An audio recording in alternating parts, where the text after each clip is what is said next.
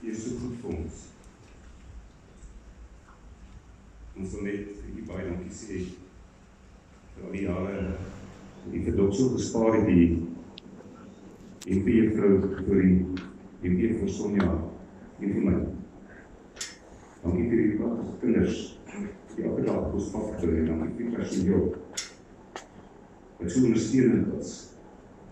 Dankie dat u hierdie skool in die hoogte van die hand vastgehou het elke dag. Want in die moeilike tyd gaan die Vader by ons die krag gegee om daar weer te kom. Wanneer het ons goed gegaan het, dat ons hier kon loof en prys daarvoor. My gebed is, Vader, wil u die pad, elkeen van hierdie lerende wees, elke personeel het, ook met ons wat gaan, dat ons die weg sal volg, dat ons ons uitwis. Dat ons nooit daarvan sal arbeid nie. Al die lof en die eer en dank aan u. Amen.